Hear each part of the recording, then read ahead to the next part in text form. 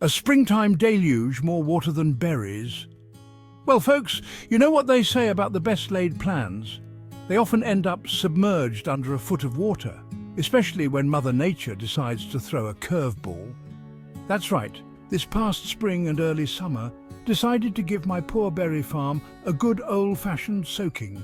We're talking Noah's Ark levels of rain here, enough to make a duck think twice about leaving the house. It was relentless day after day. Who needs a swimming pool when your basement's got a foot of water in it, right? It's like having an indoor lake.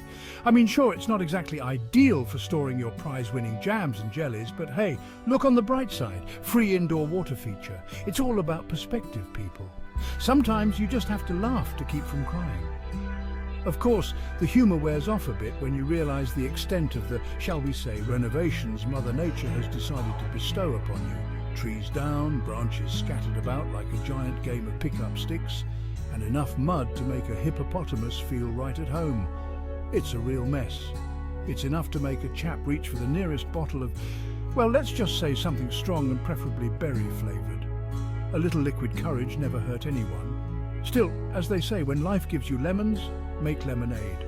Or in this case, when life gives you a flood, make the best of it. Or in my case, when life gives you a flooded berry farm, well, you grab a shovel and get to work. It's all about rolling up your sleeves and facing the challenge head on, while keeping a positive mental attitude. When nature throws a wrench in your plans, you have to get creative. The first order of business? Tackling the indoor swimming pool, also known as my basement, which had turned into a mini lake overnight. Now, I'm not one to shy away from a challenge, so naturally my first thought was, right, where's that inflatable raft I bought last summer? It was time to put it to good use. A bit of paddling about later, and it was time to face the music, or rather the sound of a very unhappy sump pump groaning under the pressure. Turns out even the most dedicated of pumps can only handle so much watery chaos before giving up. Time to call in the reinforcements. I woke up my family, who had been sound asleep for some much-needed backup. But the basement was just the tip of the iceberg, so to speak. The storm had left its mark all over the property.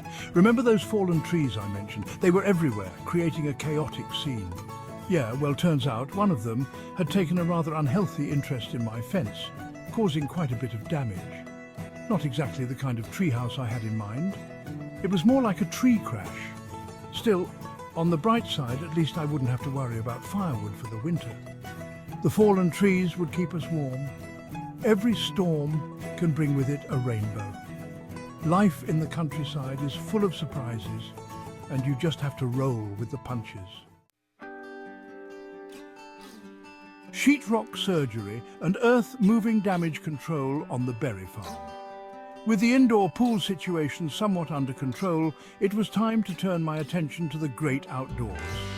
And by outdoors, I mean the soggy, muddy, tree-strewn mess that used to be my backyard.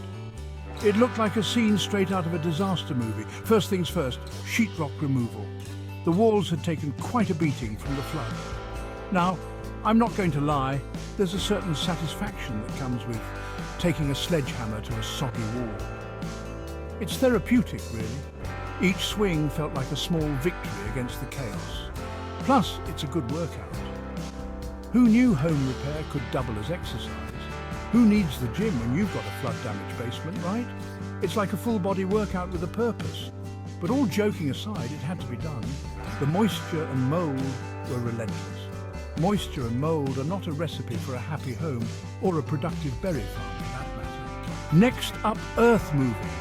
Time to tackle the outdoor mess.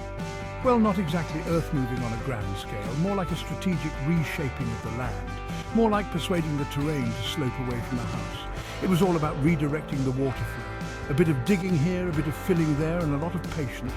And with any luck, the next downpour wouldn't turn my basement into a water park. Fingers crossed. It's amazing what you can accomplish with a good shovel, a wheelbarrow, and a healthy dose of determination. Sometimes it's the simple tools that make the biggest difference. It didn't hurt that my father-in-law brought his skid steer, but the ground was almost too soggy to really landscape like I'd wanted to. The great green invasion and termite troubles. Now, if you thought a little thing like a flood was going to stop my berry bushes from, well, being berry bushes, you'd be sadly mistaken. Those tenacious weeds, though, holy cow, those little buggers were determined to thrive, even if it meant taking over the entire garden in the process.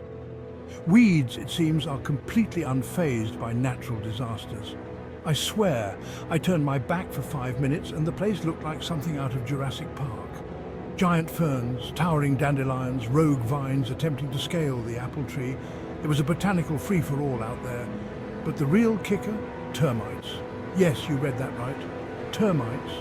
Apparently, they'd decided my barn looked like a particularly appealing all-you-can-eat buffet. They have been eating my barn for years, but just the thought of them enjoying themselves after the pain of the flooding was enough. The nerve of some insects. Clearly, it was time to unleash my inner pest control warrior, so I made an all-natural pesticide from lemons, vinegar and borax. I was a busy guy and kept working for the next few weeks cleaning up the mess.